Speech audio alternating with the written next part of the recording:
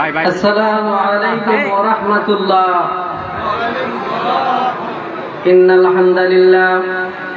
ইন্নাল হামদালিল্লাহ নাহমাদুহু ওয়া নাস্তাঈনুহু ওয়া নাস্তাগফিরুহ ওয়া নাউযু বিল্লাহি মিন শুরুরি আনফুসিনা ওয়া মিন সাইয়্যাতি আ'মালিনা।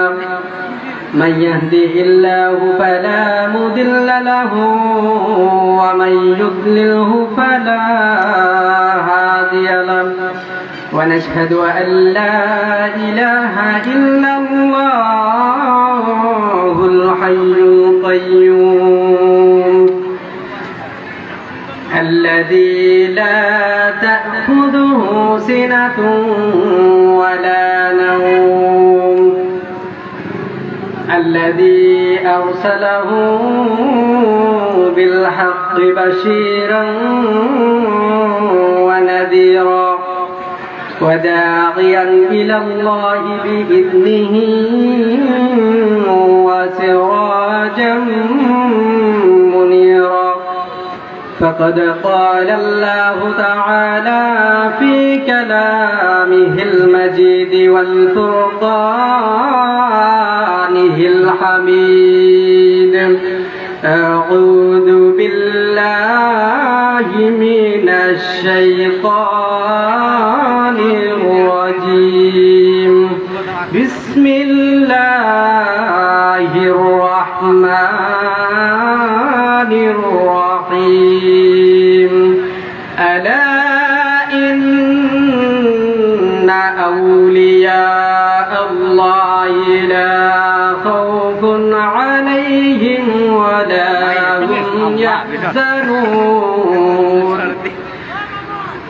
إن الله وملائكته يصلون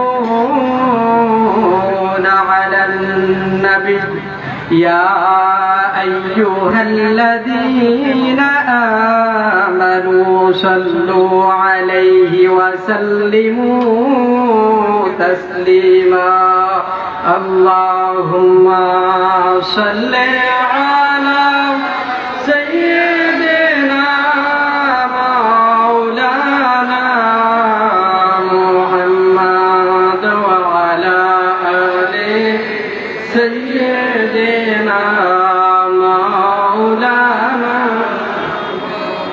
লক্ষ কোটি সালাম জানাই আমার জিন্দা নবীর কদমে, ঠিক না? যার উসিলায় ক্ষমা পাব রোজ হাশরের ময়দানে। আল্লাহুম্মা সাল্লি আলা সাইয়্যিদিনা মাওলানা মুহাম্মদ ওয়া আলা আলি সাইয়্যিদিনা মাওলানা। প্রিয় জাকির ভাইয়েরা, আমরা যখন আপন পীর কেবলা জান হুজুরের দরবার শরীফে যাই, জিয়ারতের নিয়তে যাই, ফায়েজ এবং বরকত লাভ করার জন্য যাই, একদল ফতোয়াবাজি করে বলেন যে দরবার শরীফে যাওয়া, জিয়ারত করা, ওলি আউলিয়া কেরামের মাজার জিয়ারত করা হারাম না জায়েজ। বলেন নাউজুবিল্লাহ। জিয়ারত আরবি শব্দ, আর জিয়ারাতু মাসদার থেকে পাবেন আসারা ইয়ানসুরু। এর ইসমে জরফ হচ্ছে মাজার। মাজার অর্থ হচ্ছে জিয়ারতের স্থান। আল্লাহ নবী রাসূলুল্লাহ সাল্লাল্লাহু আলাইহি ওয়াসাল্লাম ইরশাদ করেন, সহিহ মুসলিমের মধ্যে ইমাম মুসলিম আলাইহি রাহমা উল্লেখ করেছেন, যেটি হযরত বুরায়দা রাদিয়াল্লাহু তাআলা আনহু উল্লেখ করেছেন। আন আবি বুরায়দা রাদিয়াল্লাহু তাআলা আনহু ক্বালা ক্বালা রাসূলুল্লাহ সাল্লাল্লাহু আলাইহি ওয়াসাল্লাম নাহাইতুকুম আন জিয়ারাতিল কুবুরি ফাযুরুহা। বলেন সুবহানাল্লাহ। হযরত বুরায়দা রাদিয়াল্লাহু তাআলা আনহু উল্লেখ করেন, রাসূলুল্লাহ সাল্লাল্লাহু আলাইহি ওয়াসাল্লাম ইরশাদ করেছেন, ইতিপূর্বে তোমাদেরকে আমি জিয়ারতের জন্য নিষেধ করেছিলাম, এখন তোমরা জিয়ারত করো। ফাযুরুহা। বলেন সুবহানাল্লাহ। জিয়ারত করার নির্দেশ সরাসরি আল্লাহ রাসূল সাল্লাল্লাহু আলাইহি ওয়াসাল্লাম দিয়েছেন। মুসলিম শরীফের অন্য হাদিসে অন্য রিওয়ায়াতের মধ্যে ফাইন্নাহা তুযাক্কিরুকুমুল মাউতা, জামিউ তিরমিজির মধ্যে, জামিউ তিরমিজির সিগার মধ্যে ফাইন্নাহা তুযাক্কিরুকুমুল মাউতা, কেননা এই জিয়ারতটা তোমাদের মৃত্যুর কথা স্মরণ করে দেয়। বলেন সুবহানাল্লাহ। প্রিয় হবিগঞ্জের মানুষেরা, আপনারা বলবেন আল্লাহর রাসূল সাল্লাল্লাহু আলাইহি ওয়াসাল্লাম আমাদেরকে জিয়ারত করার জন্য, মাজার জিয়ারত করার জন্য, আউলিয়ায়ে কেরামের মাজার সমূহ জিয়ারত করার জন্য আদেশ করেছেন। এজন্য এখন এই জিয়ারত জায়েজ না নাজায়েজ? রাসূলুল্লাহ সাল্লাল্লাহু আলাইহি ওয়াসাল্লামের এই হাদিস থেকে স্পষ্ট বোঝা যায় যে জিয়ারত করা জায়েজ। চারো মাযহাবের সকল ইমাম একমত, চারো মাযহাবের প্রসিদ্ধ ফতোয়ার মধ্যে এসেছে জিয়ারত করা মুস্তাহাব। বলেন সুবহানাল্লাহ। কথা থাকলো মহিলাদের জিয়ারতের ব্যাপারে কেউ কিলোকাল করেছেন।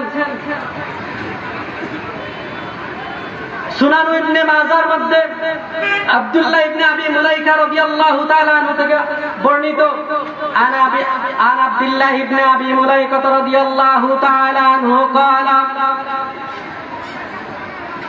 ان عائشة রাদিয়াল্লাহু তাআলা আনহা, হযরত আব্দুল্লাহ ইবনে আবি মুলাইকা রাদিয়াল্লাহু তাআলা আনহু বলেন, একদা হযরত আয়েশা সিদ্দিকা রাদিয়াল্লাহু তাআলা আনহা তিনি তার ভাই আব্দুল্লাহ ইবনে আবি বকর সিদ্দিক রাদিয়াল্লাহু তাআলা আনহুর মাজার কবর জিয়ারত করলেন। তখন তিনি জিজ্ঞাসা করলেন, আপনি কোথায় আগমন করেছিলেন, আপনি কোথায় গিয়েছিলেন? তিনি বললেন, আমি আমার ভাইয়ের কবর জিয়ারত করতে গিয়েছিলাম। উক্ত হাদিস থেকে তিনি মহিলা সাহাবী হিসেবে হযরত আয়েশা সিদ্দিকা রাদিয়াল্লাহু তাআলা আনহা, তিনি যেহেতু তিনার ভাই কবর জিয়ারত করতে গিয়েছিলেন আর তিনি বলেছিলেন, কেননা আল্লাহ রাসূল সাল্লাল্লাহু আলাইহি ওয়াসাল্লাম ইরশাদ করেছেন ফাজুরুহা, তোমরা জিয়ারত করো। বলেন সুবহানাল্লাহ। উক্ত হাদিস থেকে এটা প্রমাণিত হয় যে মহিলারাও মাজার জিয়ারত করতে পারবে। বলেন সুবহানাল্লাহ। বাহরুর রায়কের দ্বিতীয় খণ্ডের 210 পৃষ্ঠার মধ্যে, ফতোয়ায়ে শামির দ্বিতীয় খণ্ডের 242 নম্বর পৃষ্ঠার মধ্যে উল্লেখ রয়েছে, ইমাম কুরতুবী রাহমাতুল্লাহ আল জামিউ লিআহকামিল কুরআনের মধ্যে সালাফিদের যুগশ্রেষ্ঠ ইমাম কাজী শওকানি নাইলুল আওতারের মধ্যে উল্লেখ করেছেন তুবাহুজ জিয়ারাতুল লিন-নিসাই। বলেন সুবহানাল্লাহ। তিনি বলেন মহিলাদের জন্য জিয়ারত করা বৈধ। বৈধ যারা সালাফি আছে তারা এই কবর জিয়ারতকে নাজায়েজ এবং মাজার পূজার সাথে তাসবিহ দিয়ে থাকে। বলেন নাউযুবিল্লাহ। সকলে মুহাব্বত সাথে দুরূদ শরীফ পড়েন, আল্লাহুম্মা সাল্লি আলা সাইয়্যিদিনা মাওলানা মুহাম্মাদ ওয়া আলা আলি সাইয়্যিদিনা মাওলানা মুহাম্মদ। 1400 বছরের যত ইমামগণ ছিলেন তাদের একটি অভ্যাস ছিল যে তারা যখন কোনো হাজতে পড়তেন, কোনো সমস্যায় পড়তেন, তারা নিকটস্থ কোনো আউলিয়ায়ে কেরামের দরবারে যে তিনাদের উসিলা দিয়ে আল্লাহ তাআলার নিকট দোয়া করতেন, ফলে আল্লাহ তাআলা সাথে সাথে দোয়া কবুল করে নিতেন। এই অভ্যাসটা এই 1400 বছরের মধ্যে রয়েছে। এর মধ্যে অন্যতম হলো ইমাম ইবনে হাজার হাইতামি মাক্কি রাহমাতুল্লাহ আল খায়রাতুল হিসানের মধ্যে উল্লেখ করেছেন, জামিউল মাসানিদের মধ্যে উল্লেখ রয়েছে, খতিবে বাগদাদি তারিখে বাগদাদের মধ্যে উল্লেখ করেছেন। তিনি একটি অধ্যায় কায়েম করেছেন তা'দীবুল আইম্মাতি ফি মামাতিহি কামা হুয়া ফি হায়াতিহি। তিনি একটি অধ্যায় রচনা করেছেন।